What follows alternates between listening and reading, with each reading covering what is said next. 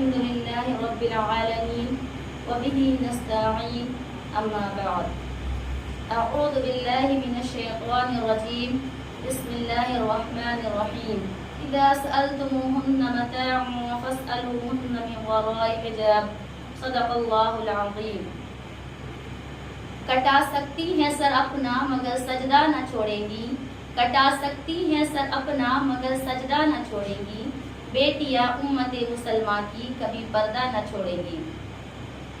محترم جناب ناظم صاحب، اساتذہ کرام، عزیز بچوں اور پردہ نشی میری باتوں کو سننے والی میری بہنیں، السلام علیکم ورحمۃ اللہ وبرکاتہ.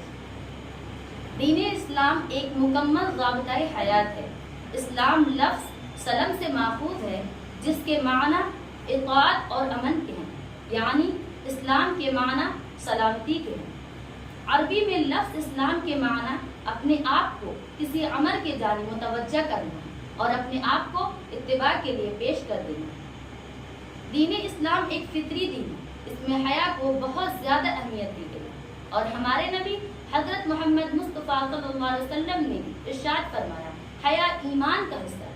قرآن پاک میں اللہ تبارک و تعالی نے مختلف جگہوں پر کئی مرتبہ پردے کا حکم نازل فرمایا. سورہ الاحزاب کی آیت نمبر 33 میں اور ایک جگہ آیت نمبر 59 میں عورت کو سر سے پاؤں تک پردہ کرنے کا حکم نازل فرمایا.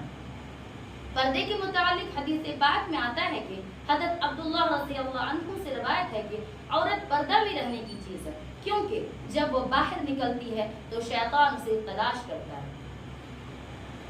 ہمارے معاشرے میں مغربی رسم و رواج کو اپنانا فیشن بن چکا ہے. ہم اپنی اقدار کو بھول کر یا چھوڑ کر مغربی اقدار کی اپنانے کو اپنا اسٹیٹس سمجھتے ہیں، جن کے بھیانک نتائج آج ہمارے سامنے ہیں. آج بچیوں کے ساتھ بڑھتی ہوئی زیادتی اس کا منہ بولتا ثبوت ہے.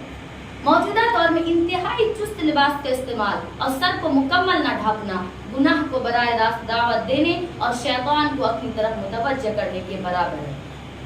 پردہ تو ہر دور میں عورت کے لیے مکمل تحفظ اور مکمل کامیابی کی ضمانت ہے اور حیا تو عورتوں کا زیور ہے. پردے کا مکمل اہتمام عورت کی خوبصورتی میں اضافہ کرتا ہے. پردہ عورت کو شیطان سے اور شیطان کے چیلوں سے بچانے اور تحفظ کا مکمل حصار فراہم کرتا ہے.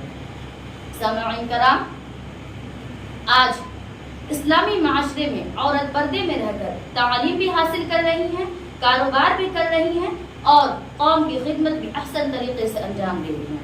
یہی اسلامی معاشرے کا حسن ہے.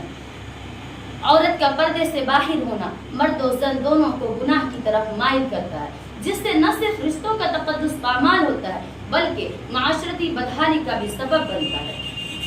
معزز سامعین کرام، عورت کے پردہ کو تو اس قدر اہمیت دی گئی ہے کہ اس کے لیے عبادت بھی پردہ کے بغیر اور بے پردہ جگہ پر کرنا منع فرمایا ہے.